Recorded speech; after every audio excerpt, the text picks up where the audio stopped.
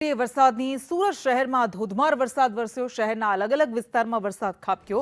ઉધના, ભાઠેલા, ડિંડોલીમાં ધોધમાર વરસાદ વરસ્યો તો ભેસ્તાન, ઓન, સચિન સહિતના વિસ્તારોને પણ વરસાદે ઘમરોળ્યા। આમ એક બ્રેક બાદ ફરી પાછા સુરતને ઘમરોળવાનું શરૂ કરી દીધું છે। વરસાદે ફરી એકવાર મેઘરાજાનું આગમન થયું। વહેલી સવારથી સુરતમાં વાદળછાયું વાતાવરણ છવાયું હતું અને વચ્ચે સાર્વત્રિક વરસાદ શહેરના અલગ અલગ વિસ્તારોમાં વરસ્યો।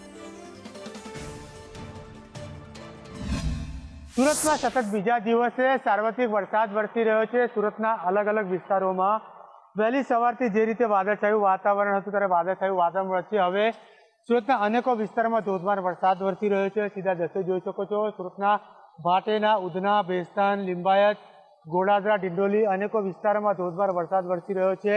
છેલ્લા ઘણા દિવસથી જે પ્રકારે વરસાદની ગેરહાજરી હતી ત્યારે ગત રોજ પણ વરસાદ પડ્યો હતો, પરંતુ વરસાદ પડ્યા બાદ વરસાદે આખો દિવસ વિરામ લીધો હતો। ત્યારબાદ ગરમીનો પારો થોડોક અનુભવ ઉપર ગયો હતો, તેથી ગરમીનો પારો ઉપર જતા લોકોને ગરમી અનુભવાઈ હતી, પરંતુ હાલ ધોધમાર વરસાદ વરસતા વાતાવરણમાં ઠંડક પસરી છે। લોકોને ગરમીથી રાહત મળી છે।